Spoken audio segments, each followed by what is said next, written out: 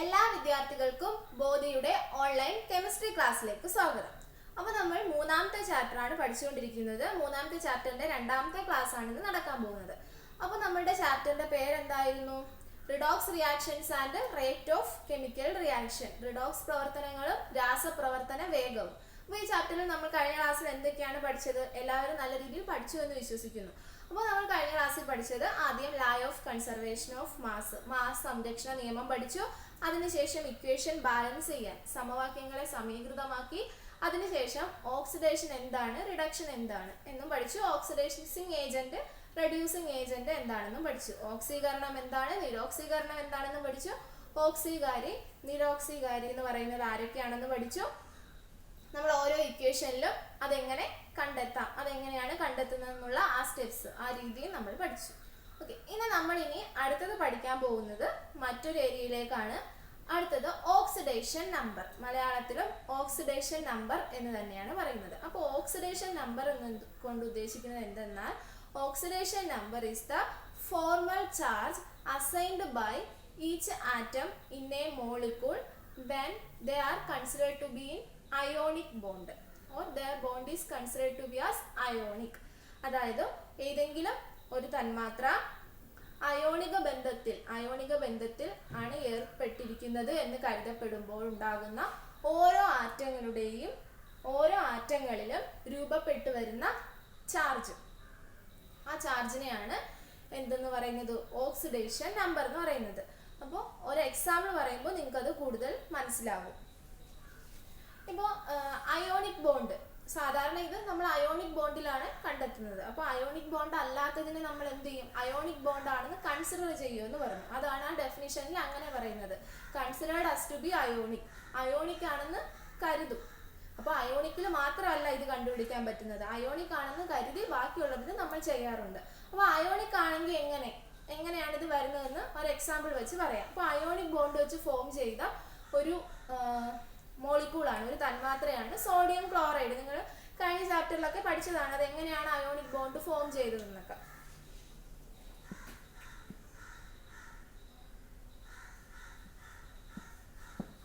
Okay, NaCl നമ്മൾ കഴിഞ്ഞ പ്രാവശ്യം എന്ത് ചെയ്തതാണ്? എണ്ണയുടെയും ക്ലോറിന്റെയൊക്കെ ഇക്വേഷൻ നമ്മൾ സെപ്പറേറ്റ് എഴുതി ഓരോരുത്തർക്കും കിട്ടുന്ന ചാർജ് ഒക്കെ നമ്മൾ എഴുതിയതല്ലേ. അപ്പോൾ അങ്ങനെ എഴുതിയപ്പോൾ നമുക്ക് എന്താണ് കിട്ടിയത്? എണ്ണയ്ക്ക് +1 Cl-ന് -1 കിട്ടി. അതായത് അപ്പോൾ ഈ എണ്ണയിലുള്ള ഈ ഒരു അയോണിക് ബോണ്ടിലുള്ള ഈ മോളിക്യൂൾ, ഈ സോഡിയം ക്ലോറൈഡ് എന്നുള്ള തന്മാത്രയിൽ ഓരോ ആറ്റം, സോഡിയം എന്ന് പറയുന്ന ആറ്റത്തിന്റെ ചാർജ്, അപ്പോൾ സോഡിയത്തിന്റെ ചാർജ് എത്ര? +1, ക്ലോറിന്റെ ചാർജ് -1. അപ്പോൾ ഈ നമ്പറിനെയാണ് എന്തെന്ന് വിളിക്കുന്നത്? ഓക്സിഡൈസിങ് നമ്പർ എന്ന് പറയുന്നത്. സോഡിയത്തിന്റെ ഓക്സിഡൈസിങ് നമ്പർ +1, ക്ലോറിന്റെ ഓക്സിഡൈസിങ് നമ്പർ -1. അതാണ് ഓക്സിഡേഷൻ നമ്പർ. ഓക്സിഡൈസിങ് നമ്പർ അല്ല, ഓക്സിഡേഷൻ നമ്പർ. അപ്പോൾ സോഡിയത്തിന്റെ ഓക്സിഡേഷൻ നമ്പർ 1 +1, ക്ലോറിന്റെ ഓക്സിഡേഷൻ നമ്പർ -1. അപ്പോൾ അത്രേ ഉള്ളൂ. അയോണിക്കിലാണെങ്കിൽ അല്ലെങ്കിൽ അയോണിക് ആണെന്ന് കൺസിഡർ ചെയ്യണം. അപ്പോൾ അയോണിക്കിൽ ആയതിന് ഒരു എക്സാമ്പിൾ ആണ് ഈ പറയുന്നത്. അയോണിക ബന്ധത്തിൽ ഏർപ്പെട്ടിരിക്കുന്ന ഒരു തന്മാത്രയുടെ അതിലടങ്ങിയിരിക്കുന്ന ഓരോ ഘടക ആറ്റങ്ങളുടെയും, സോഡിയം ക്ലോറൈഡിൽ സോഡിയം ക്ലോറിനുമാണ്, ഘടക ആറ്റങ്ങൾക്ക് രൂപപ്പെട്ടു വരുന്ന ആ ഫോർമൽ ചാർജ്, ആ രൂപപ്പെട്ടു വരുന്ന ചാർജ്, ആ ചാർജ് തന്നെയാണ് എന്തെന്ന് പറയുന്നത്? അതിന്റെ ഓക്സിഡേഷൻ നമ്പർ എന്ന് പറയുന്നത്. ഓക്കെ, ഇനി ഇതിൽ 3 സിറ്റുവേഷൻസ് കൂടി പഠിക്കാനുണ്ട്. അപ്പോൾ നമുക്ക് അയോണിക് ആണെങ്കിൽ നമുക്ക് ഈസി ആയിട്ട് ഇങ്ങനെ എഴുതാൻ പറ്റും. ഇനി അയോണിക് അല്ല, അപ്പോൾ ഇനി നിങ്ങൾക്ക് താഴെ ടെസ്റ്റിൽ 3 പോയിന്റ് ആയിട്ട് തന്നിട്ടുണ്ട്. അപ്പോൾ അയോണിക്കിലാണെങ്കിൽ നമുക്ക് ഈസി ആയിട്ട് ഫോർമൽ ചാർജ് അയോണിക്കിലാണ് സാധാരണ മൊത്തത്തിൽ വിട്ടുകൊടുക്കുകയാണ്. അയോണിക് എന്ന് പറഞ്ഞാൽ ഒരാൾ കംപ്ലീറ്റ് ആയിട്ട് വിട്ടുകൊടുത്താലേ അവിടെ ഒരു ഫോർമൽ ചാർജ് ഉണ്ടാകും. അപ്പോൾ വിട്ടുകൊടുക്കുന്ന ആൾക്ക് പോസിറ്റീവ് ചാർജ്, സ്വീകരിക്കുന്ന ആൾക്ക് നെഗറ്റീവ് ചാർജും ഉണ്ടാകും. അപ്പോൾ അതിലാണ് നമുക്ക് ഈസി ആയിട്ട് ഓക്സിഡേഷൻ നമ്പർ കണ്ടെത്താൻ പറ്റും. എന്നാൽ കോവാലന്റ് ബോണ്ടിന്റെ പ്രത്യേകത എന്താണ്? സഹസംയോജിക ബന്ധനം എന്ന് പറഞ്ഞാൽ എന്താണ്? സഹസംയോജിക ബന്ധനത്തിൽ കോവാലന്റ് ബോണ്ടിൽ എന്താണ് സംഭവിക്കുന്നത്? ഒരാൾ പൂർണ്ണമായി വിട്ടുകൊടുക്കുകയോ സ്വീകരിക്കുകയോ ചെയ്യുന്നില്ല, രണ്ടുപേരും തമ്മിൽ ഷെയർ ചെയ്യുന്നു, പങ്കുവെച്ചുകൊണ്ട്, തന്റെ ആറ്റങ്ങൾ പങ്കുവെച്ചുകൊണ്ടാണ് അത് ചെയ്യുന്നത്. അപ്പോൾ അങ്ങനെ പങ്കുവെക്കുന്നത് കൊണ്ട് തന്നെ ആർക്കും അവിടെ ചാർജ് ഒന്നും രൂപപ്പെട്ട് വരുന്നില്ല. മൊത്തത്തിൽ കൊടുത്താൽ മാത്രമേ പോസിറ്റീവ് ആണോ നെഗറ്റീവ് ആണോ എന്ന് പറയാൻ പറ്റൂ. പക്ഷേ സഹസംയോജിക ബന്ധനത്തിൽ അങ്ങനെ പോസിറ്റീവ് നെഗറ്റീവ് രൂപപ്പെട്ട് വരുന്നില്ല.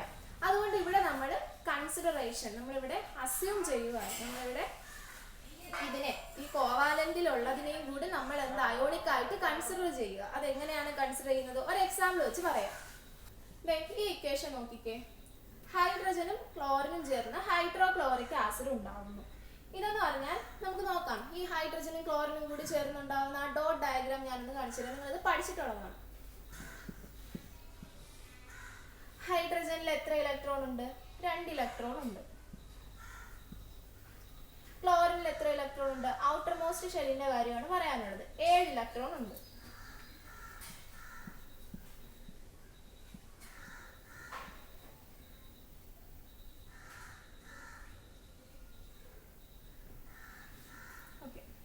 അപ്പൊ ക്ലോറിൻ എന്താണ് വേണ്ടത്? ഈ 1 ഇലക്ട്രോണിനെ വേണം. പക്ഷെ ക്ലോറിൻ അങ്ങനെ 1 ഇലക്ട്രോൺ മുഴുവനായിട്ട് വിട്ടുകൊടുത്താൽ ഹൈഡ്രജൻ എന്ത് സംഭവിക്കും? 2 ഇലക്ട്രോണിൽ 1 കുറഞ്ഞാൽ ഹൈഡ്രജന് വീണ്ടും സ്റ്റെബിലിറ്റി പോകും. അപ്പോൾ അവരെന്താണ് ചെയ്യുന്നത്? രണ്ടുപേരും ഈ 1 ഇലക്ട്രോണിനെ അങ്ങോട്ടും ഇങ്ങോട്ടും ഷെയർ ചെയ്യുകയാണ് ചെയ്യുന്നത്. നമ്മളത് വരയ്ക്കാറില്ലേ?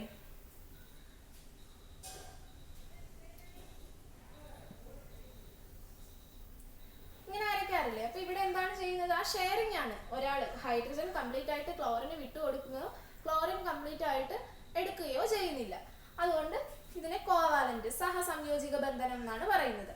അപ്പൊ ഇവിടെ ഇങ്ങനെയാണെങ്കിൽ നമുക്ക് എന്ത് ചെയ്യാൻ പറ്റില്ല? ഫോർമൽ ചാർജ് ഒന്നും രൂപപ്പെടില്ല. +1 എന്നോ +2 എന്നോ നമുക്ക് ചാർജ് രൂപപ്പെടില്ല. കാരണം ഇലക്ട്രോണിനെ ആരെങ്കിലും വിട്ടുകൊടുത്താല് അല്ലെങ്കിൽ സ്വീകരിച്ചാല് നമുക്ക് അങ്ങനെ ചാർജ് രൂപപ്പെട്ടു. അപ്പൊ ഇലക്ട്രോണിനെ ആരെങ്കിലും വിട്ടുകൊടുത്താലേ അല്ലെങ്കിൽ സ്വീകരിച്ചാലേ നമുക്ക് ചാർജ് രൂപപ്പെട്ടു, ഫോർമൽ ചാർജ് ഉണ്ടായി. അതിനെയാണ് നമ്മൾ ഓക്സിഡേഷൻ നമ്പർ എന്നൊക്കെ പറയാൻ പറ്റും. അപ്പൊ ഇവിടെ അങ്ങനെ ഓക്സിഡേഷൻ നമ്പർ ഒന്നും രൂപപ്പെടാൻ ചാൻസ് ഇല്ല. അതുകൊണ്ട് നമ്മൾ എന്ത് ചെയ്യുക? ഇതിനെ അയോണിക് ആയിട്ട് കരുതുക. അതിനെങ്ങനെയാണ് കരുതുക? ഇവിടെ കൺസിഡറേഷൻ ആണ്. നമ്മൾ ജസ്റ്റ് അസ്യൂം ചെയ്യുന്നു. യഥാർത്ഥത്തിൽ അങ്ങനെയല്ല സംഭവിക്കുന്നത്. നമുക്ക് ഓക്സിഡേഷൻ നമ്പർ കണ്ടെത്താനുള്ള ഈ ഒരു ഈസിനെസ്സിന് വേണ്ടിയിട്ട് നമ്മൾ അതിനെ അസ്യൂം ചെയ്യുക. അപ്പൊ ഇവിടെ ആരാണ് കൂടുതൽ ഇലക്ട്രോ നെഗറ്റീവ്? അതായത് ക്ലോറിൻ ആണ് ഇലക്ട്രോ നെഗറ്റീവ്. ഇലക്ട്രോ നെഗറ്റീവ് എന്ന് പറഞ്ഞാൽ ഇലക്ട്രോണിനെ സ്വീകരിക്കാൻ ടെൻഡൻസി കാണിക്കുന്ന ആറ്റത്തിനെയാണ് ഇലക്ട്രോ നെഗറ്റീവ് ആറ്റം എന്ന് പറയുന്നത്. ഇലക്ട്രോ നെഗറ്റിവിറ്റി കൂടിയത്. കാരണം ഇലക്ട്രോ നെഗറ്റിവിറ്റി കൂടുതൽ എന്ന് പറഞ്ഞാൽ ഇലക്ട്രോണിനെ എപ്പോഴും സ്വീകരിക്കാനുള്ള പ്രവണത ഉണ്ടാവുന്ന ആളിനെയാണ് ഇലക്ട്രോ നെഗറ്റീവ് ആറ്റം എന്ന് പറയുന്നത്. അപ്പൊ ഇലക്ട്രോ നെഗറ്റിവിറ്റി കൂടുതലുള്ളത് ഇവിടെ ക്ലോറിൻ ആണ്. അപ്പൊ നമ്മളിവിടെ കൺസിഡർ ചെയ്യുക, ഈ ക്ലോറിൻ പൂർണ്ണമായിട്ട് ഈ ഒരാറ്റത്തെ അങ്ങ് വാങ്ങുന്നു എന്ന് കൺസിഡർ ചെയ്യുക. അതുപോലെ തന്നെ ഈ ഹൈഡ്രജൻ ഇലക്ട്രോ നെഗറ്റീവ് ആയിട്ടുള്ള ക്ലോറിൻ ആറ്റത്തിന് പൂർണ്ണമായും ഈ 1 ഇലക്ട്രോണിനെ വിട്ടുകൊടുക്കുന്നു എന്ന് കൺസിഡർ ചെയ്യുക, കരുതുക. അപ്പോൾ അത് നമുക്ക് അയോണിക് ആയിട്ട് പറഞ്ഞുകൂടെ? ഹൈഡ്രജൻ പൂർണ്ണമായിട്ട് 1 ഇലക്ട്രോണിനെ ക്ലോറിന് വിട്ടുകൊടുത്താൽ ഹൈഡ്രജൻ അവിടെ ഏത് ചാർജ് കിട്ടും? +1 ചാർജ് കിട്ടും. 1 ഇലക്ട്രോണിനെ പൂർണ്ണമായിട്ടും ക്ലോറിന് കൊടുത്തു എന്ന് നമ്മൾ കൺസിഡർ ചെയ്യുകയാണെങ്കിൽ, എന്ന് നമ്മൾ കരുതുകയാണെങ്കിൽ ഹൈഡ്രജന് +1 കിട്ടും. അതുപോലെ ക്ലോറിൻ പൂർണ്ണമായിട്ടും ആ 1 ഇലക്ട്രോണിനെ വാങ്ങുകയാണ് എന്ന് നമ്മൾ കരുതുകയാണെങ്കിൽ നമുക്ക് ക്ലോറിൻ ഏതൊക്കെ കിട്ടും? -1 ചാർജ് തന്നെ കിട്ടും. അപ്പൊ അങ്ങനെ നമുക്ക് ഈ കോവാലന്റ്, അപ്പൊ നമ്മൾ കോവാലന്റ് ബോണ്ടിങ്ങിലുള്ള സഹസംയോജിക ബന്ധനത്തിലുള്ള ഒരു മോളിക്യൂൾ, ഒരു തന്മാത്രയുടെ ഓക്സിഡേഷൻ നമ്പർ എങ്ങനെയാണ് കണ്ടുപിടിക്കുന്നത്? അത് കണ്ടുപിടിക്കാൻ നമ്മൾ അതിനെ അയോണിക് ആയിട്ട് കരുതുക എന്നല്ല, എങ്ങനെ ചെയ്യുക? നമ്മൾ അതിൽ മോസ്റ്റ് ഇലക്ട്രോ നെഗറ്റീവ് ആയിട്ടുള്ള ഇലക്ട്രോ നെഗറ്റിവിറ്റി കൂടിയ ആറ്റത്തിന് പൂർണ്ണമായും മറ്റേ ആറ്റം ഇലക്ട്രോണിനെ വിട്ടുകൊടുക്കുന്നു എന്ന് കരുതുക. അങ്ങനെ വിട്ടുകൊടുക്കുകയാണെങ്കിൽ എത്ര ആറ്റത്തെ വിട്ടുകൊടുക്കും? ഹൈഡ്രജനിന് ഒരാറ്റത്തെ വിട്ടുകൊടുത്താൽ അവിടെ ക്ലോറിന് 8 ആവും. അപ്പോൾ ഒരാറ്റത്തിനെയാണ് വിട്ടുകൊടുക്കുക എന്ന് കരുതുക. അപ്പോൾ +1 മറ്റേ ആൾക്ക് -1. അപ്പോൾ അതാണ് നമ്മൾ അയോണിക്കിന്റെ കാര്യത്തിൽ. Covalent bonding it is considered as the most electronegative atom is completely gaining the electron from the electropositive atom. അല്ലെങ്കിൽ ഇലക്ട്രോനെഗറ്റിവിറ്റി കുറഞ്ഞ ആറ്റത്തിൽ നിന്ന് ഇലക്ട്രോനെഗറ്റിവിറ്റി കൂടിയ ആറ്റം ഒരു ഇലക്ട്രോണിനെ അല്ലെങ്കിൽ എത്രയാണോ അവർ ഷെയർ ചെയ്യുന്നത് ആ ഇലക്ട്രോണിനെ മുഴുവനായിട്ട് കൊടുക്കുന്നു, ട്രാൻസ്ഫർ ചെയ്യുന്നു, മൊത്തത്തിൽ വിട്ടുകൊടുക്കുന്നു എന്ന് കൺസിഡർ ചെയ്യുക, കരുതുക. അങ്ങനെ നമുക്ക് കോവാലന്റിലെ സഹസംയോജിക ബന്ധനത്തിലെ ഓക്സിഡേഷൻ നമ്പറിനെ കണ്ടെത്താൻ സാധിക്കും. ഇതാണ് അടുത്ത പോയിന്റ്. നെക്സ്റ്റ് മറ്റൊരു പോയിന്റിലേക്ക് നോക്കാം. ഓക്കെ, ഇപ്പൊ നമ്മൾ പറഞ്ഞത് കോവാലന്റ് ബോണ്ടിങ്ങിന്റെ കാര്യമാണ്. സഹസംയോജിക ബന്ധനത്തിൽ എങ്ങനെയാണ് ഓക്സിഡേഷൻ നമ്പറിനെ കണ്ടെത്തുന്നതെന്നാണ് പറഞ്ഞത്. ഇനി ഈ സഹസംയോജിക ബന്ധനത്തിൽ തന്നെ ഈക്വൽ ആയിട്ട് ഷെയറിംഗ് നടത്തുന്ന, തുല്യമായിട്ട് ഇലക്ട്രോണിനെ പങ്കുവയ്ക്കുന്ന ആറ്റങ്ങളും ഉണ്ടാവാം. അത് ഞാനൊരു എക്സാമ്പിൾ കൂടി പറയാം. ഇപ്പൊ സിലിക്കണും കാർബണും കൂടി ചേർന്ന് സിലിക്കൺ കാർബൈഡ് ഉണ്ടായെന്ന് വിചാരിക്കൂ. സിലിക്കണിന്റെ അറ്റോമിക് നമ്പർ 14 ആണ്. അപ്പോൾ 14 എന്ന് പറയുമ്പോൾ സിലിക്കണിന്റെ ഇലക്ട്രോണിക് കോൺഫിഗറേഷൻ എങ്ങനെ വരും?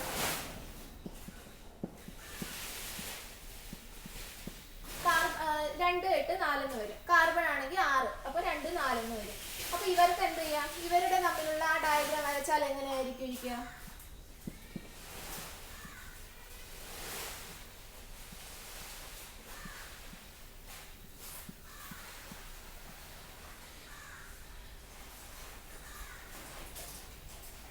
സിലിക്കണും 4 ഉണ്ടാവും ഔട്ടർ മോസ്റ്റ് ഷെല്ലില്, കാർബണും 4 എണ്ണം ഉണ്ടാവും ഔട്ടർ മോസ്റ്റ് ഷെല്ലില്. അപ്പൊ ഇവരെന്ത് ചെയ്യുന്നു? ഇവർക്ക് രണ്ടുപേർക്കും ഇനി 4 എണ്ണം കൂടി വേണം. എന്തിനു വേണ്ടിയിട്ട്? സ്ഥിരത കൈവരിക്കണമെങ്കിൽ, സ്റ്റെബിലിറ്റി കിട്ടണമെങ്കിൽ ഇവർക്ക് രണ്ടുപേർക്ക് 4 എണ്ണം വീതം വേണം. അപ്പൊ ഇവർ ഒരാൾക്ക് പൂർണ്ണമായിട്ട് 4 എണ്ണം കൊടുക്കൂല, സ്വീകരിക്കൂല. അപ്പൊ അവരെന്ത് ചെയ്യാം? 4 എണ്ണത്തിന്റെ വീതം ഷെയർ ചെയ്യും. ഓക്കെ, അങ്ങനെ സിലിക്കണിന് 8 എണ്ണം, കാർബണിന് 8 എണ്ണം ആവും. ഈ 4 എണ്ണത്തിന് ഈക്വലി ഷെയർ ചെയ്യുമ്പോൾ, ഈ 4 എണ്ണത്തിന് തുല്യമായിട്ട് പങ്കുവയ്ക്കുമ്പോൾ എന്ത് ചെയ്യുന്നു? അവർക്ക് സ്റ്റെബിലിറ്റി കിട്ടും. അപ്പൊ ഇങ്ങനെയാണ് ഇരിക്കുന്നതെന്ന് വിചാരിക്കൂ. അപ്പൊ ഇങ്ങനെയുള്ളതിന് നമ്മൾ എങ്ങനെ മോസ്റ്റ് ഇലക്ട്രോനെഗറ്റീവ് ആറ്റം, ഏതിനാണ് ഇലക്ട്രോനെഗറ്റിവിറ്റി കൂടിയത്, ആ ഇലക്ട്രോനെഗറ്റിവിറ്റി കൂടിയതിൽ നമ്മൾ വിട്ടുകൊടുക്കുന്നത് നമുക്ക് വേണമെങ്കിൽ കൺസിഡർ ചെയ്യാമെന്ന് നമ്മൾ നേരത്തെ പറഞ്ഞു. അങ്ങനെ കൺസിഡറേഷൻ, അങ്ങനെയുള്ളൊരു കൺസിഡറേഷൻ ഇവിടെ പറ്റില്ല. കാരണം ഇതിൽ രണ്ടുപേർക്ക് ഈക്വലി ഷെയറിംഗ് ആണ്. രണ്ടുപേരും തുല്യമായിട്ടാണ് ഇലക്ട്രോണുകളെ പങ്കുവയ്ക്കുന്നത്. ഈ 2 ആറ്റങ്ങളും തുല്യമായിട്ട് പരസ്പരം ഇലക്ട്രോണുകളെ പങ്കുവയ്ക്കുകയാണ്. അപ്പൊ ഇങ്ങനെ തുല്യമായിട്ട് പങ്കുവയ്ക്കുമ്പോൾ ഇവരിൽ ആർക്കാണ് ഇലക്ട്രോനെഗറ്റിവിറ്റി കൂടുതലെന്നോ അവ ആര് പൂർണ്ണമായിട്ട് സ്വീകരിക്കുമെന്നോ നമുക്ക് പറയാൻ പറ്റില്ല. അപ്പൊ അങ്ങനെയുള്ള കേസ് വരുമ്പോൾ നമ്മൾ അവരുടെ ഓക്സിഡേഷൻ നമ്പറിനെ എന്തായിട്ട് കാണും? 0 ആയിട്ടാണ് കാണുന്നത്. ഇങ്ങനെ തുല്യമായിട്ട് ഷെയർ ചെയ്യുന്ന സമയത്ത് നമ്മൾ അവരുടെ ഓക്സിഡേഷൻ നമ്പറിനെ തുല്യമായിട്ട് 0 ആയിട്ട് കൺസിഡർ ചെയ്യും. ഓക്കെ, അപ്പോൾ അതാണ് രണ്ടാമത്തെ കേസ്. ഇനി ഓക്സിഡേഷൻ നമ്പറുമായിട്ട് ബന്ധപ്പെട്ട് ഒരു പോയിന്റും കൂടി പറയാനുണ്ട്. NaCl, sodium chloride. സോഡിയം ക്ലോറൈഡിൽ ഒരു എക്സാമ്പിൾ പറയുവാണ്. അപ്പോൾ ഇതിന്റെ രണ്ടിന്റെയും ഫോർമൽ ചാർജ് അല്ലെങ്കിൽ ഓക്സിഡേഷൻ നമ്പർ എത്ര വിധമായിരുന്നു? +1 -1 ആയിരുന്നു. അപ്പൊ ഇതുപോലെ ഒരു മോളിക്യൂളിൽ ഉള്ള ഓക്സിഡേഷൻ നമ്പറുകൾ, ഘടക ആറ്റങ്ങളുടെ ഓക്സിഡേഷൻ നമ്പറുകൾ കൂട്ടുമ്പോൾ 0 കിട്ടും. അതാണ് അടുത്ത പോയിന്റ്. അതായത് ഇപ്പൊ സോഡിയം ക്ലോറൈഡ് എന്ന് പറയുന്നതിലെ ഘടക ആറ്റങ്ങൾ ആരൊക്കെയാണ്? സോഡിയവും ക്ലോറിനുമാണ്. അപ്പൊ അവരുടെ രണ്ടുപേരുടെയും ഓക്സിഡേഷൻ നമ്പർ കൂട്ടി നോക്കൂ. +1 -1. +1 -1 കൂട്ടുമ്പോൾ എത്ര കിട്ടും? 0 കിട്ടും. അപ്പോൾ അടുത്ത പോയിന്റ് അങ്ങനെയാണ്. എന്താണ് പറയുന്നത്? ഓക്സിഡേഷൻ നമ്പർ എങ്ങനെ? അപ്പോൾ ഒരു മോളിക്യൂൾ, ഒരു തന്മാത്രയിൽ ഓക്സിഡേഷൻ, അതായത് ഘടക ആറ്റങ്ങളുടെ ഓക്സിഡേഷൻ നമ്പറുകൾ കൂട്ടുമ്പോൾ 0 കിട്ടും, 0 കിട്ടും. Total sum of the oxidation numbers of each of the atom in a molecule is equal to 0. അതാണ് മൂന്നാമത്തെ പോയിന്റ്. ഓക്കെ, അതാണ് മൂന്നാമത്തെ പോയിന്റ്. അപ്പോൾ ഓക്സിഡേഷൻ നമ്പറിനെ കുറിച്ച് നമ്മൾ 3 കാര്യം പറഞ്ഞു. ഓക്സിഡേഷൻ നമ്പർ എന്ന് പറഞ്ഞാൽ എന്താണ്? അത് അയോണിക് ബോണ്ട് ആണെന്ന് കൺസിഡർ ചെയ്യുമ്പോൾ ഓരോ ആറ്റത്തിനും, ഒരു മോളിക്യൂളിലുള്ള ഓരോ ആറ്റത്തിനും കിട്ടുന്ന ഫോർമൽ ചാർജ്, ആ ഒരു രൂപപ്പെട്ട് വരുന്ന ആ ചാർജിനെയാണ് അതിന്റെ ഓക്സിഡേഷൻ നമ്പർ എന്ന് പറയുക. അപ്പോൾ നമ്മൾ അങ്ങനെ ഒരു എക്സാമ്പിൾ, NaCl അയോണിക് വഴി രൂപപ്പെട്ടതാണ്. അപ്പോൾ Na സാധാരണ ഒരു ഇലക്ട്രോണിനെ കളയുമ്പോൾ അതിന് +1, അപ്പോൾ ആ +1 ആണ് അതിന്റെ ഓക്സിഡേഷൻ നമ്പർ. ഇപ്പോൾ Cl ആണെങ്കിൽ ഒരു ഇലക്ട്രോണിനെ സ്വീകരിക്കും, അതുകൊണ്ട് Cl- ആണ് ചാർജ് രൂപപ്പെടുന്നത്. അപ്പോൾ അതുകൊണ്ട് അതിന്റെ ഓക്സിഡേഷൻ നമ്പർ -ആണ്.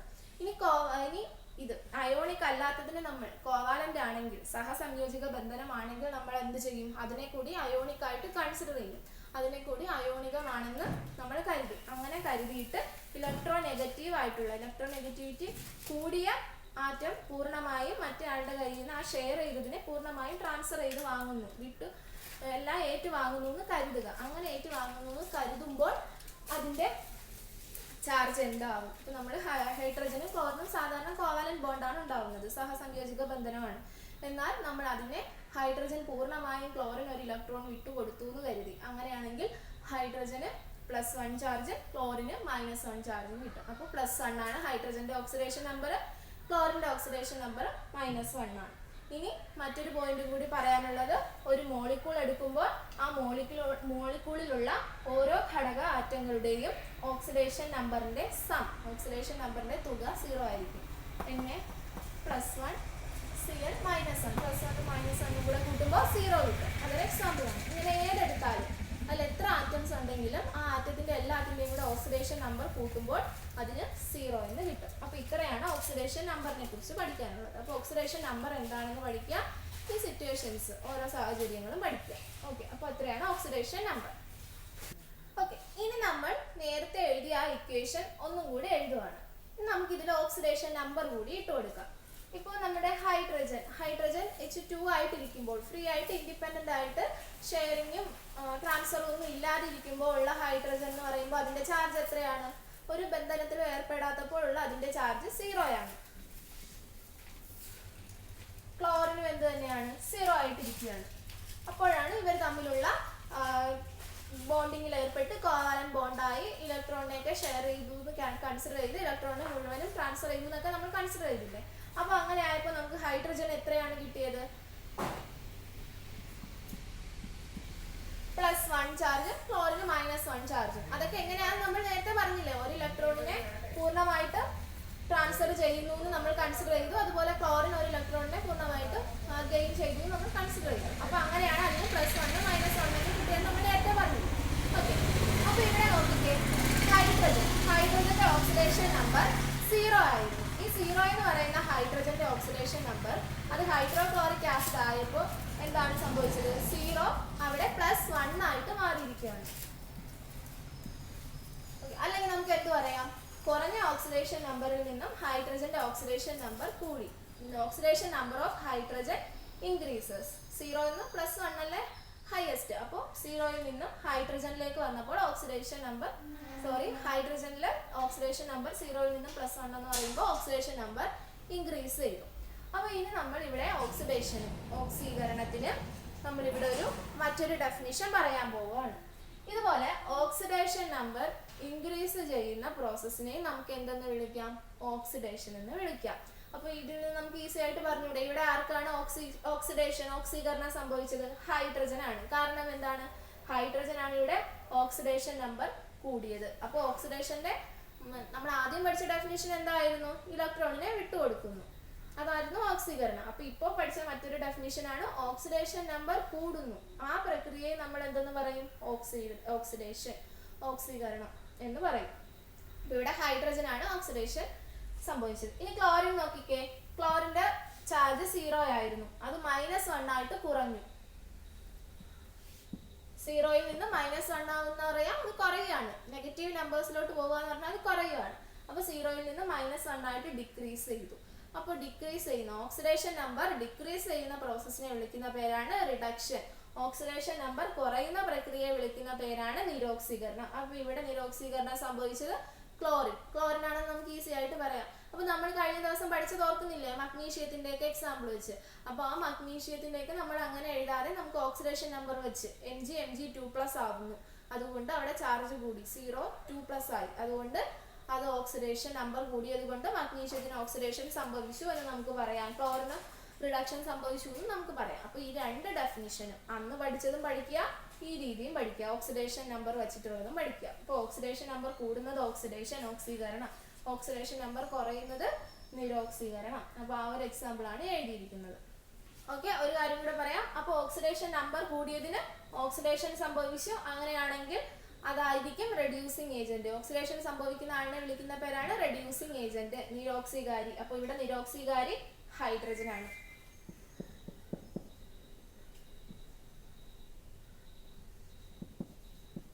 ഇട്ടിരിക്കുന്നത് റെഡ്യൂസിങ് ഏജന്റ് ആണ്. ഹൈഡ്രജൻ റെഡ്യൂസിങ് ഏജന്റ്,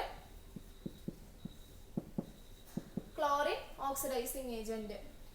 ക്ലോറിൻ ഓക്സീകാരിയും ഹൈഡ്രജൻ നിരോക്സീകാരിയാണ്. കാരണം ഹൈഡ്രജൻ ആണ് ഓക്സിഡേഷൻ നമ്പർ കൂടിയത്, അതുകൊണ്ട് ഹൈഡ്രജന് ഓക്സിഡേഷൻ സംഭവിക്കുന്നു, ഓക്സീകരണം സംഭവിക്കുന്നു.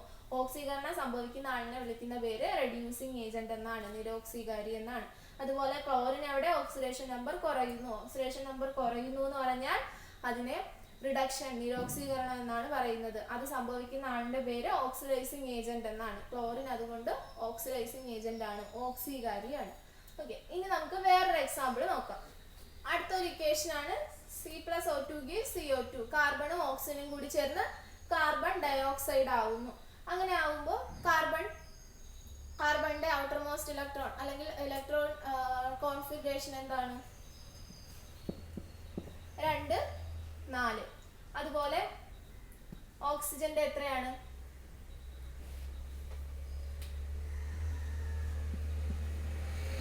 2 6 ആണ്. അപ്പൊ ഇവിടെ 2 ഓക്സിജൻ ഉണ്ട്. അപ്പൊ അതുപോലെ ഈ ഓക്സിജൻ എവിടുന്നെങ്കിലും 2 ഇലക്ട്രോണിനെ കിട്ടിയാൽ അതെന്താവും? ഔട്ടർ മോസ്റ്റ് ഷെല്ലിൽ 8 ആവും. അപ്പോൾ അതിന് സ്റ്റെബിലിറ്റി കിട്ടും. അപ്പോൾ അവിടുന്ന് ഇതിൽ കാർബണിന്റെ ഔട്ടർ മോസ്റ്റിൽ 4 എണ്ണം ഉണ്ട്. അപ്പോൾ ഇവിടെ 2 ഓക്സിജൻ ഉണ്ട്. അപ്പോൾ 2 പേര് 2 എണ്ണം വീതം എടുത്താൽ 4 എണ്ണം അങ്ങോട്ട് പോകും. അങ്ങനെ 4 എണ്ണം പോകുമ്പോൾ ഇവയ്ക്ക് ഔട്ടർ മോസ്റ്റ് ഷെല്ലിൽ 2 ഇലക്ട്രോണും ആവും. അവയ്ക്ക് അവിടെ ഓരോന്നിലും 8 എണ്ണം വീതം ആവും. 2 ഓക്സിജൻ ഉണ്ട്. 2 പേര് 2 6 എന്ന് പറയുന്ന വിന്യാസത്തിൽ ഇരിക്കുവാണ്. അപ്പോൾ ഇവർക്ക് ഇനി ഒരാൾക്ക് ഇനി 2 എണ്ണം വേണം, അടുത്ത ഓക്സിജൻ 2 എണ്ണം വേണം. അപ്പോൾ ഇതിൽ നിന്ന് 2 എണ്ണം ഒരെണ്ണത്തിലോട്ടും പോകും, അടുത്ത 2 എണ്ണം അടുത്ത ഓക്സിജനിലോട്ടും പോകും. അപ്പോൾ കാർബൺ എന്താണ് സംഭവിക്കുന്നത്? 4 ഇലക്ട്രോണിനെ വിട്ടുകൊടുക്കുകയാണ് ചെയ്യുന്നത്. അപ്പോൾ കാർബൺ എന്ന് പറയുന്നത് ആദ്യം ഓക്സിഡേഷൻ നമ്പർ 0 ഇരിക്കുകയാണ്. അപ്പോൾ കാർബൺ 4 ഇലക്ട്രോണിനെ ഓക്സിജന് വിട്ടുകൊടുക്കുന്നു എന്ന് പറഞ്ഞാൽ അവിടെ ഏത് ചാർജാണ് കിട്ടുന്നത്? 4 പോസിറ്റീവ് ചാർജ് +4. അതുപോലെ 0 ഇരിക്കുന്ന ഓക്സിജൻ അവിടെ എന്ത് ചെയ്യുവാണ്? 2 ഇലക്ട്രോണിനെ ഒരെണ്ണം 2 ഇലക്ട്രോണിനെ സ്വീകരിക്കുന്നു. 2 ഇലക്ട്രോണിനെ സ്വീകരിക്കുകയാണ്. അപ്പോൾ ഒരാൾക്ക് എന്ത് കിട്ടും? -2 ഇലക്ട്രോൺ, -2 ചാർജ്. അപ്പോൾ കാർബണിന് +4 കിട്ടിയത് എങ്ങനെയാണ്? +4 ഓക്സിജന് വിട്ടുകൊടുക്കുന്നു. അതിൽ ഓക്സിജന് -2 കിട്ടിയത് എങ്ങനെയാണ്? ഓരോ ഓക്സിജന്റെ കേസ് പറയുക. ഓരോ ഓക്സിജൻ എന്ത് ചെയ്യുന്നു? 2 ഇലക്ട്രോണിനെ സ്വീകരിക്കുന്നു. അതുകൊണ്ട് -2 ആവും. ഓക്കെ, ഇനി നമുക്ക് ഇവിടെ ഓക്സിഡേഷൻ നമ്പറിന് എന്ത് സംഭവിച്ചു നോക്കാം. ഇവിടെ കാർബണിന്റെ ഓക്സിഡേഷൻ നമ്പർ 0 ആയിരുന്നു, അത് +4 ആയി. അപ്പോൾ എന്താണ് സംഭവിച്ചത്? ഓക്സിഡേഷൻ നമ്പർ ഇൻക്രീസ് ചെയ്തു, ഓക്സിഡേഷൻ നമ്പർ കൂടി. ഓക്സിഡേഷൻ നമ്പർ കൂടി എന്ന് പറഞ്ഞാൽ ആ പ്രോസസ്സിനെ വിളിക്കുന്ന പേരാണ് ഓക്സിഡേഷൻ. അപ്പോൾ ഓക്സീകരണം സംഭവിച്ചത് കാർബൺ ആണ്. അതുകൊണ്ട് കാർബണിനെ എന്തെന്ന് പറയും? റെഡ്യൂസിങ് ഏജന്റ്, നിരോക്സീകാരി എന്ന് പറയും. അപ്പോൾ ഇവിടുത്തെ റെഡ്യൂസിങ് ഏജന്റ് കാർബൺ ആണ്. ഇനി അടുത്തത് ഓക്സിജന്റെ ഓക്സിഡേഷൻ നമ്പർ 0 ആയിരുന്നു. ആ 0 എന്നുള്ളത് അടുത്ത കാർബൺ ഡയോക്സൈഡ് എത്തിയപ്പോൾ -2 ആയി. അതായത് അവിടെ ഓക്സിഡേഷൻ നമ്പർ ഡിക്രീസ് ചെയ്തു, ഓക്സിഡേഷൻ നമ്പർ കുറഞ്ഞു. ഓക്സിഡേഷൻ നമ്പർ കുറയുന്നു എന്ന് പറഞ്ഞാൽ ആ പ്രക്രിയയെ വിളിക്കുന്ന പേരാണ് റിഡക്ഷൻ അഥവാ നിരോക്സീകരണം. അപ്പോൾ ഇവിടെ നിരോക്സീകരണം സംഭവിച്ചിരിക്കുന്നത് ഓക്സിജൻ ആണ്. അതുകൊണ്ട് തന്നെ നിരോക്സീകരണം സംഭവിക്കുന്ന ആളിനെ വിളിക്കുന്ന പേര് ഓക്സിഡൈസിങ് ഏജന്റ്, ഓക്സീകാരി എന്നാണ് വിളിക്കുന്നത്. അതുകൊണ്ട് ഓക്സിജൻ ഇവിടെ ഓക്സിഡൈസിങ് ഏജന്റ് ആണ്, ഓക്സീകാരിയാണ്. ഓക്കെ, അപ്പോൾ ഈ ഇക്വേഷനിലും അതെങ്ങനെയാണ് വരുന്നതെന്ന് മനസ്സിലായെന്ന് വിശ്വസിക്കുന്നു. ഇനി നമുക്ക് മറ്റൊരു ഇക്വേഷൻ കൂടി നോക്കാം. ഓക്കെ, അടുത്തൊരു ഇക്വേഷൻ എഴുതിയിട്ടുണ്ട്. സോഡിയവും ക്ലോറിനും ചേർന്ന് സോഡിയം ക്ലോറൈഡ് ഉണ്ടാകുന്നത്. അപ്പോൾ ഇത് നമ്മൾ നേരത്തെ അല്ലാതെ മറ്റേ രീതിയിൽ പഠിച്ചപ്പോൾ എഴുതിയ ഇക്വേഷൻ ആണ്. അപ്പോൾ നമുക്ക് ഇതിന്റെ ഓക്സിഡേഷൻ നമ്പർ വെച്ചുകൂടി പറയാം. അപ്പോൾ നോർമലായിട്ടിരിക്കുന്ന സോഡിയത്തിന് 0, ക്ലോറിനും 0 ആണ് ഫോർമൽ ചാർജ്. ആദ്യമുള്ള ചാർജ് 0 ആയിരിക്കും. ഇനി ഇവര് റിയാക്ഷൻ നടക്കുമ്പോൾ എന്താണ് സംഭവിക്കുന്നത്? സോഡിയം എന്ന് പറഞ്ഞാൽ 11 ആണ് അറ്റോമിക് നമ്പർ. അതുകൊണ്ട് തന്നെ 2, 8, 1 എന്നുള്ള ഇലക്ട്രോണിക് വിന്യാസമാണ്. അപ്പോൾ അതെന്താണ്? അതിന് ടെൻഡൻസി ഒരു ഇലക്ട്രോണിനെ വിട്ടുകൊടുക്കാനാണ്. അതുകൊണ്ട് അതിന്റെ ചാർജ് എത്രയായിരിക്കും? +1 ആയിരിക്കും. അതുപോലെ Cl, ക്ലോറിൻ നമുക്കറിയാം, അതിനൊരു ഇലക്ട്രോണിനെ സ്വീകരിക്കാനുള്ള ടെൻഡൻസിയാണ്. അപ്പോൾ ഒരു ഇലക്ട്രോണിനെ സ്വീകരിക്കുന്നത് കൊണ്ട് അതിന്റെ ഓക്സിഡേഷൻ നമ്പർ -1 ആയിരിക്കും. ഓക്കെ, അപ്പോൾ ഇനി നമുക്ക് നോക്കാം ആർക്കാണ് ഇവിടെ ഓക്സിഡേഷൻ നമ്പർ കൂടിയിരിക്കുന്നത്. സോഡിയത്തിൽ നോക്കിയേ, 0 നിന്നും +1 ആയി, അതായത് ഓക്സിഡേഷൻ നമ്പർ ഇൻക്രീസ് ചെയ്തു. അപ്പോൾ ഇവിടെ ഓക്സിഡേഷൻ നമ്പർ ഇൻക്രീസ് ചെയ്യുക എന്ന് പറഞ്ഞാൽ ആ പ്രോസസ്സിനെ വിളിക്കുന്ന പേര് ഓക്സിഡേഷൻ, ഓക്സീകരണം എന്നാണ്.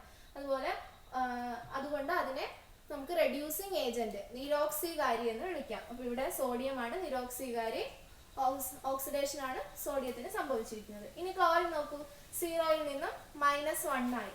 0 നിന്നും -1 ആവുക എന്ന് പറഞ്ഞാൽ ഓക്സിഡേഷൻ നമ്പർ ഡിക്രീസ് ചെയ്യുകയാണ്. ഓക്സിഡേഷൻ നമ്പർ കൊണ്ട് തന്നെ ക്ലോറിൻ എന്താണ് സംഭവിച്ചത്? റിഡക്ഷൻ, നിരോക്സീകരണമാണ് സംഭവിച്ചത്. അതുകൊണ്ട് അതിനെ ഓക്സിഡൈസിങ് ഏജന്റ്, ഓക്സീകാരി എന്ന് വിളിക്കാം. അപ്പോൾ ഈ 3 ഇക്വേഷൻ നിങ്ങൾ കണ്ടു. ഓക്സിഡേഷൻ നമ്പർ വെച്ച് എങ്ങനെ ഓക്സിഡേഷൻ ആണോ റിഡക്ഷൻ ആണോ എന്ന് പറയാനും പഠിച്ചു. ഓക്സിഡൈസിങ് ഏജന്റ്, റെഡ്യൂസിങ് ഏജന്റിനെ എങ്ങനെ കണ്ടുപിടിക്കാനും പഠിച്ചു. അപ്പോൾ ഓക്സിഡേഷൻ നമ്പർ വെച്ച് ഇങ്ങനെ ഈ ഇക്വേഷൻ നിങ്ങൾക്ക് സാധാരണ എക്സാമിന് അങ്ങനെയാണെങ്കിൽ ഈ ചാർജസ് തന്നിരിക്കും. ഈ ചാർജസ് ചിലപ്പോൾ തന്നിരിക്കും. അങ്ങനെ തന്നിട്ടുണ്ടെങ്കിൽ നമുക്ക് ഈസി ആയിട്ട് കൂടുന്നത് വെച്ചിട്ട് അവിടെ ഓക്സിഡേഷൻ നടന്നു എന്ന് എഴുതാം, കുറയുന്നത് വെച്ചിട്ട് റിഡക്ഷൻ ആണ്, ഓക്സീകരണവും നിരോക്സീകരണവും എങ്ങനെ സംഭവിച്ചു എന്ന് എഴുതാൻ പറ്റും. അപ്പോൾ നമ്മൾ ആദ്യം പഠിച്ച മെത്തേഡ്, ഇക്വേഷൻ എഴുതുന്ന ആദ്യം പഠിച്ച മെത്തേഡ് ഓക്സിഡേഷൻ നമ്പർ വെച്ചിട്ടുള്ള ഈ മെത്തേഡ് എല്ലാവരും നല്ല രീതിയിൽ പഠിക്കുക. ഓക്കെ, അപ്പോൾ ഇത്രയാണ് ഓക്സിഡേഷൻ നമ്പറിനെ കുറിച്ച് നമുക്ക് പഠിക്കാനുള്ളത്. ഇനി നമുക്ക് ഇതിൽ നിന്നും ഒരു പ്രോബ്ലം കൂടി വരാറുള്ളതാണ്. ഓക്കെ, അതും കൂടി പറയാം. ഓക്കെ, ഇതിൽ നിന്ന് നെക്സ്റ്റ് വരാവുന്ന ഇമ്പോർട്ടൻ്റ് ആയിട്ടുള്ള കാര്യം, ഇതുപോലൊരു മോളിക്കൂൾ, ഇതേതാണ് സൾഫ്യൂരിക് ആസിഡ് H2SO4, ഇതുപോലൊരു മോളിക്കൂൾ തന്നിട്ട് അതിൽ നമുക്ക് ഇതിലിപ്പോൾ ആകെ 3 ആറ്റങ്ങളാണ് ഉള്ളത്. അതിലിപ്പോൾ നമുക്ക് 2 ആറ്റങ്ങളുടെ ഓക്സിഡേഷൻ നമ്പർ അറിയാമെന്ന് വിചാരിക്കുക. ഹൈഡ്രജന്റെ ഓക്സിഡേഷൻ നമ്പർ എത്രയാണ്? +1. അത് നമ്മൾ നേരത്തെ എക്സാമ്പിൾസിലൂടെയൊക്കെ മനസ്സിലാക്കിയ കാര്യമാണ്. ഹൈഡ്രജൻ എപ്പോഴും ഒരു ഇലക്ട്രോണിനെ ഷെയർ ചെയ്യാനുള്ള അല്ലെങ്കിൽ വിട്ടുകൊടുക്കാനുള്ള ടെൻഡൻസിയാണ് ഉള്ളത്. അതുകൊണ്ട് ഹൈഡ്രജന് +1, ഓക്സിജൻ എപ്പോഴും -2 ആയിരിക്കും ഓക്സിഡേഷൻ നമ്പർ. അപ്പൊ ഇതിന്റെ രണ്ടിന്റെയും നമുക്കറിയാം. പക്ഷെ നമുക്ക് സൾഫറിന്റെ ഓക്സിഡേഷൻ നമ്പർ അറിയില്ല. സൾഫറിന്റെ ഓക്സിഡേഷൻ നമ്പർ തന്നിട്ടില്ല. അപ്പൊ അങ്ങനെയാണെങ്കിൽ സൾഫറിന്റെ ഓക്സിഡേഷൻ നമ്പർ കണ്ടുപിടിക്കുക. ഇതാണ് നിങ്ങൾക്ക് ഇതിൽ നിന്ന് ചോദിക്കുന്ന പ്രോബ്ലം. അപ്പൊ സൾഫറിന്റെ ഓക്സിഡേഷൻ നമ്പർ എങ്ങനെയാണ് കണ്ടെത്തുക? അപ്പൊ അതിനൊരു മെത്തേഡ് ഉണ്ട്. അപ്പൊ നമുക്ക് ഇങ്ങനെ ഒരു മോളിക്യൂൾ തന്നിട്ട് അതിൽ ഏതെങ്കിലും ഒരു ആറ്റം എടുത്തിട്ട് അതിന്റെ ഓക്സിഡേഷൻ നമ്പർ കണ്ടുപിടിക്കാനായിരിക്കും ക്വസ്റ്റ്യൻ തരുന്നത്. അപ്പോൾ നമുക്ക് ആ കണ്ടുപിടിക്കേണ്ടതിനെ നമ്മൾ എക്സ് എന്ന് എടുക്കുക. നമ്മൾ മാത്സിലൊക്കെ ചെയ്യുന്നത് പോലെ എക്സ് എന്ന ലെറ്റർ കൊണ്ട് സൂചിപ്പിക്കുക. അപ്പോൾ ഇവിടെ സൾഫർ ആണ് നമുക്ക് കണ്ടുപിടിക്കാനുള്ളത്. അപ്പോൾ സൾഫറിനെ നമ്മൾ എക്സ് ആയിട്ട് കൺസിഡർ ചെയ്യുക. ഓക്കെ, ഇനി നമ്മൾ ആദ്യം ഓക്സിഡേഷൻ നമ്പറിന്റെ കാര്യം പറഞ്ഞപ്പോൾ ഒരു കാര്യം പഠിച്ചിരുന്നു. ഈ ഓക്സിഡേഷൻ നമ്പർ, ഈ ഓരോ ആറ്റത്തിന്റെയും ഓക്സിഡേഷൻ നമ്പറുകൾ കൂട്ടുമ്പോൾ കിട്ടുന്ന തുക 0 ആയിരിക്കുമെന്ന്. അതായത് ഇപ്പോൾ ഈ ഓരോന്നിനെ ഹൈഡ്രജന്റെ ഓക്സിഡേഷൻ നമ്പറും സൾഫറിന്റെ ഓക്സിഡേഷൻ നമ്പറും ഓക്സിജന്റെ ഓക്സിഡേഷൻ നമ്പറും കൂടെ കൂട്ടുമ്പോൾ കിട്ടുന്ന തുക 0ക്ക് ഈക്വൽ ആയിരിക്കും. അപ്പൊ ഇത് വെച്ച് നമുക്ക് ഇതിൽ നിന്നും ഒരു ഇക്വേഷൻ ഉണ്ടാക്കാം. ഇവിടെ നോക്കിക്കേ, എത്ര ഹൈഡ്രജൻ ആണുള്ളത്? 2 ഹൈഡ്രജൻ ഉണ്ട്. അതുകൊണ്ട് 2 ഹൈഡ്രജന്റെ ചാർജ് എത്രയാണ്? +1 ആണ്. അപ്പൊ 2നെ എന്ത് ചെയ്യുക? +1 കൊണ്ട് ഗുണിക്കുക. 2 × +1. അപ്പൊ ആദ്യം ചെയ്യേണ്ടത് ആദ്യത്തെ ആറ്റം, ആ ആറ്റം എത്ര നമ്പർ ഉണ്ടോ അതിന്റെ ആ ചാർജ് എത്രയാണോ അവിടെ രൂപപ്പെട്ടു വന്നിരിക്കുന്ന ആ ചാർജ്, അല്ലെങ്കിൽ എത്രയാണ് അവിടുത്തെ ഓക്സിഡേഷൻ നമ്പർ, ആ ഓക്സിഡേഷൻ നമ്പർ കൊണ്ട് ഗുണിക്കുക. 2 × +1. എന്നിട്ട് അതിനെ അടുത്തതുമായിട്ട് കൂട്ടുക. അതിൻ്റെ ഇടയിൽ പ്ലസ് ഇട്ടതിന് ശേഷം അടുത്ത സൾഫർ ആണ്. സൾഫറിൻ്റെതാണ് നമുക്ക് അറിയാത്തത്. സൾഫറിനെയാണ് നമ്മൾ ഇവിടെ എക്സ് ആയിട്ട് കൺസിഡർ ചെയ്തിരിക്കുന്നത്. അപ്പൊ അതിനെ എക്സ് എന്ന് തന്നെ ഇടുക. വീണ്ടും പ്ലസ്, അതിന്റെ കാര്യം കഴിഞ്ഞു. വീണ്ടും പ്ലസ് ഇട്ടതിന് ശേഷം ഇനിയുള്ളത് ഓക്സിജൻ ആണ്. ഓക്സിജൻ എത്ര നമ്പർ ആറ്റമാണുള്ളത്? 4 നമ്പർ ഓഫ് ആറ്റം, 4 ഓക്സിജൻ ആറ്റങ്ങളാണ് ഉള്ളത്. അതുകൊണ്ട് 4 ഇനി ഓക്സിജന്റെ ഓക്സിഡേഷൻ നമ്പർ അല്ലെങ്കിൽ ചാർജ് എത്രയാണ്? -2 ആണ്. അപ്പൊ 4 × -2. ഇതെല്ലാം എത്രയ്ക്ക് തുല്യമായിരിക്കും എന്നാണ് പറഞ്ഞത്? 0ന് തുല്യമായിരിക്കും. അപ്പൊ 0 കൊണ്ട് ഇക്വേറ്റ് ചെയ്യുക. ഓക്കെ, ഇനി നമ്മൾ ഇതിനെ സോൾവ് ചെയ്യുമ്പോൾ നമുക്ക് എക്സിന്റെ വാല്യൂ കിട്ടും. നോക്കാം. 2 × +1, അതായത് 2 × 1 2, 2 × 1 2 പ്ലസ് എക്സ് പ്ലസ് 4 × -2 -8.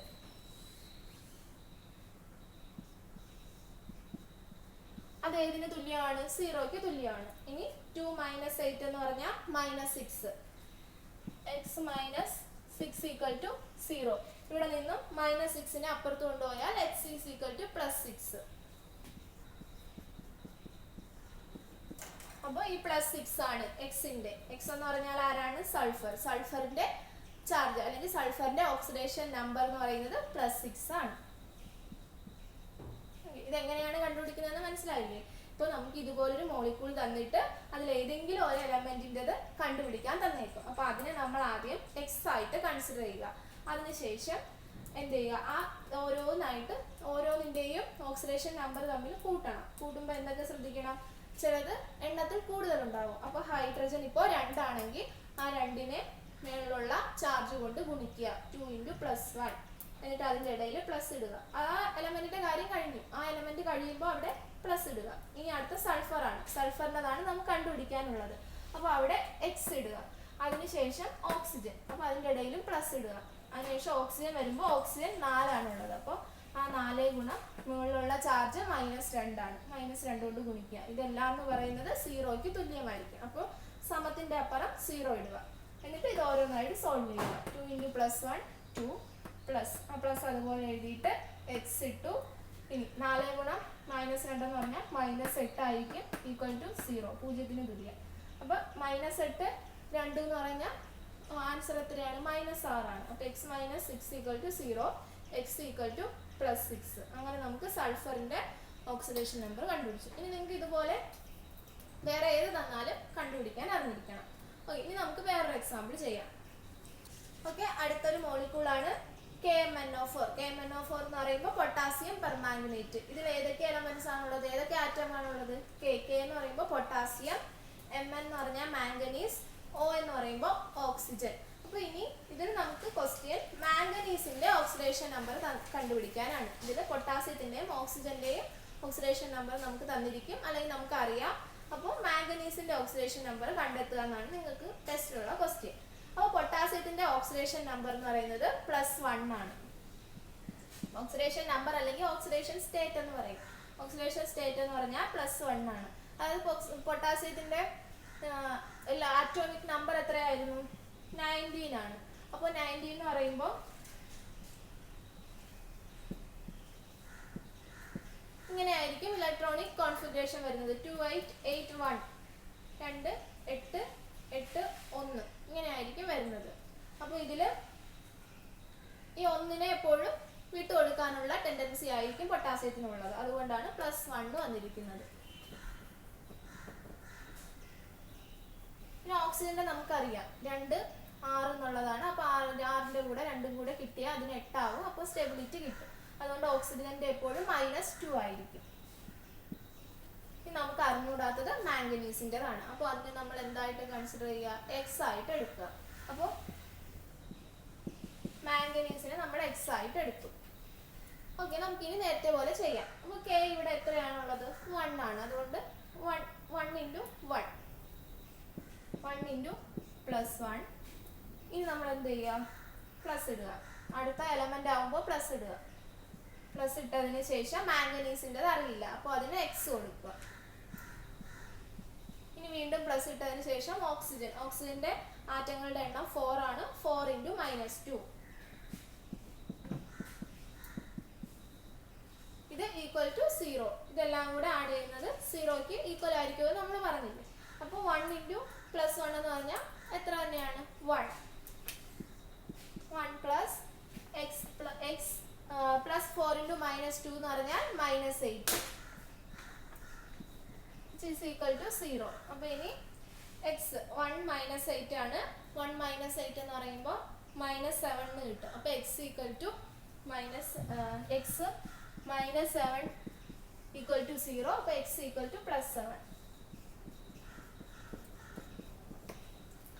അപ്പോൾ മാംഗനീസിന്റെ ഓക്സിഡേഷൻ സ്റ്റേറ്റ്, ഈ പൊട്ടാസ്യം പെർമാംഗനേറ്റ് എന്ന് പറയുന്ന മോളിക്യൂളിലുള്ള മാംഗനീസിന്റെ ഓക്സിഡേഷൻ സ്റ്റേറ്റ് അല്ലെങ്കിൽ ഓക്സിഡേഷൻ നമ്പർ എന്ന് പറയുന്നത് +7 ആണ്.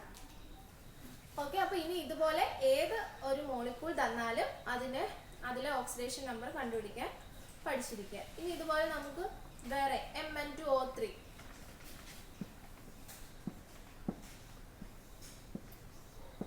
Mn2O3 എന്നാണ് തന്നിരിക്കുന്നത് എങ്കിൽ എങ്ങനെ കണ്ടുപിടിക്കാം? O3 ഓക്സിജന്റെ എപ്പോഴും എത്രയായിരിക്കും? -2 ആയിരിക്കും.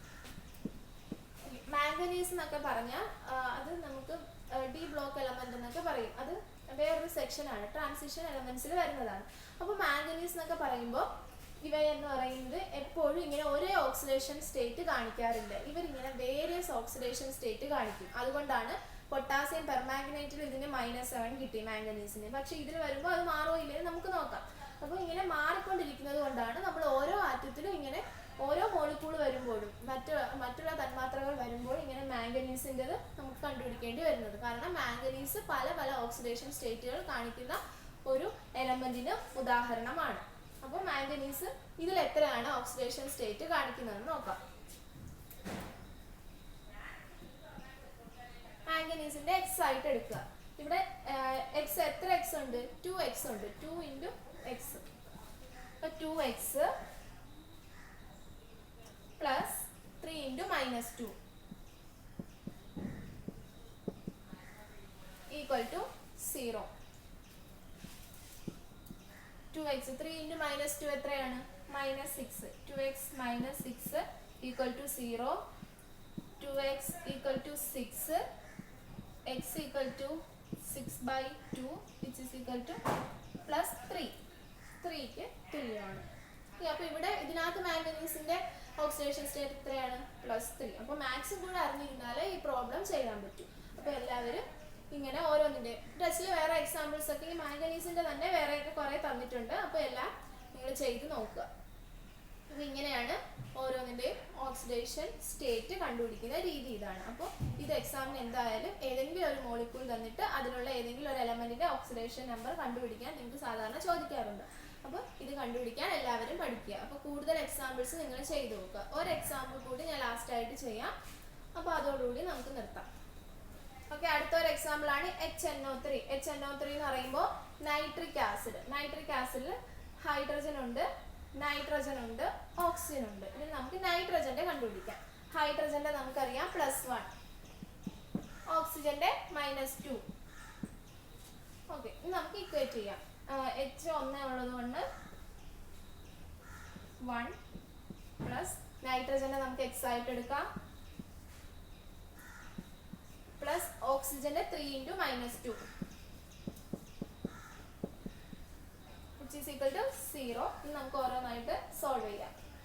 1 plus x plus 3 into -2 -6 which is equal to 0. -6 plus 1 എന്ന് പറഞ്ഞാൽ -5. അപ്പോൾ x equal to +5. ഓക്കെ, അപ്പോൾ ഇങ്ങനെയാണ് നമ്മൾ ഓരോന്നിൻ്റെയും ഓക്സിഡേഷൻ നമ്പർ കണ്ടുപിടിക്കുന്നത്. അപ്പോൾ നിങ്ങൾക്ക് ഏത് മോളിക്യൂൾ തന്നാലും ഓക്സിഡേഷൻ നമ്പർ കണ്ടുപിടിക്കാൻ പഠിക്കുക. ഓക്കെ, അപ്പോൾ ഇന്ന് നമ്മൾ ഇന്നത്തെ ക്ലാസ്സിൽ ഓക്സിഡേഷൻ നമ്പറിനെ കുറിച്ച് മാത്രമാണ് പഠിച്ചത്. അപ്പോൾ ആദ്യം ഓക്സിഡേഷൻ നമ്പർ എന്താണെന്ന് പറഞ്ഞു. ആ ഓക്സിഡേഷൻ നമ്പർ സാധാരണ അയോണിക്കിലാണ് നമ്മൾ കൺസിഡർ ചെയ്യുന്നത്. അയോണിക ബന്ധനത്തിൽ ഏർപ്പെട്ടിരിക്കുന്ന തന്മാത്രകളിലാണ് ഓക്സിഡേഷൻ നമ്പർ കണ്ടെത്തുന്നതെന്ന് പറഞ്ഞു. എന്നാലും നമ്മൾ കോവാലന്റിൽ സഹസംയോജിക ബന്ധനത്തിൽ എത്തുമ്പോൾ അതിനെങ്ങനെ ഓക്സിഡേഷൻ നമ്പർ അതിനെ കൂടി അയോണിക് ആയിട്ട് കരുതും. അതൊക്കെ ആ സിറ്റുവേഷൻ ഒക്കെ നമ്മൾ പറഞ്ഞു. അതിനുശേഷം ഓക്സിഡേഷൻ നമ്പർ കൂടുന്ന പ്രക്രിയ ഓക്സിഡേഷൻ ആണെന്നും ഓക്സീകരണമാണെന്നും കുറയുന്ന പ്രക്രിയ റിഡക്ഷൻ ആണെന്നും നിരോക്സീകരണമാണെന്നും പറഞ്ഞു. അപ്പോൾ ഇതുകൂടി ആ ഡെഫിനിഷൻ കൂടി എല്ലാവരും പഠിക്കുക.